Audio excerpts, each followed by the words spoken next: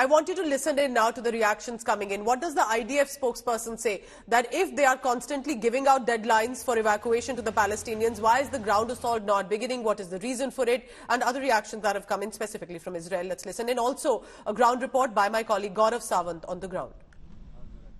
The government instructed us to destroy Hamas's capabilities, its infrastructure, pursue its leaders, and restore security and safety to the people of Israel. Indeed, throughout the last 10 days, the IDF has conducted hundreds of strikes against Hamas operatives, the leadership, its institutions, and its terrorist infrastructure. The terrorist infrastructure includes advanced capabilities such as explosive drones, including rockets, including tunnel capabilities, and including the leaders themselves. I can say and confirm at this time that we have targeted and killed several of their leaders, including terrorists that actually participated in the butchering of babies in their bedrooms. מה שאתם רואים עכשיו בעזה זה דבר שאנחנו יודעים לשכפל אותו במקומות אחרים. אבל אין לנו עניין במלחמה בצפון. אנחנו לא רוצים להסלים את המצב. יש לנו משימה לטפל בה ואנחנו נטפל בה. אבל אם מישהו יעשה טעות, הוא יישא במחיר.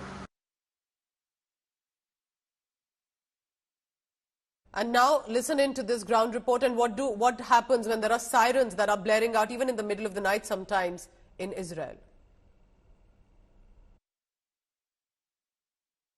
The Zikim Beach area of South Israel. You have the army now deployed here in numbers. Earlier, this was the route that was used by the terrorists to infiltrate. Hamas terrorists had used this route when they infiltrated from air, land and sea. So this was the sea route of that infiltration. This is the southernmost tip of southern Israel. This entire area, whether it's Ashkelon, Zikim or Sderot, remains extremely vulnerable even now. So while people are talking about evacuation of a large number of people, 1.1 million people from the Gaza Strip, especially from North Gaza and Gaza City, these cities and towns are also being vacated, whether it's Sderot or Ashkelon or areas around the Zikim beach. Just look around, a very picturesque beach on the Mediterranean Sea. Usually you'd have thousands of people here, but not a soul in sight. In fact, the police and the army now deployed here, and the army is asking even the Aaj Tak and India Today team, asking me to leave from here because it's not safe to be here at the Zikim beach for the simple reason the area remains extremely vulnerable. So while you have the Navy that's patrolling this, you have the army that's deployed here, you also have the coastal batteries that are constantly deployed here to ensure that this area does not remain vulnerable to infiltration by Hamas terrorists. But the threat remains.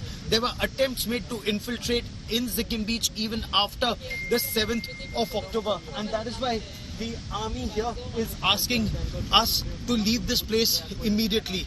Clear and present danger. As thousands and thousands evacuate North Gaza, there are thousands who are also evacuating Sderot, Ashkelon and areas around the Zikim Beach.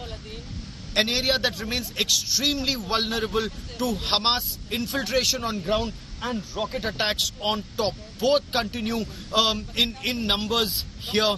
An attempt to find peace, but preparation very clearly for war.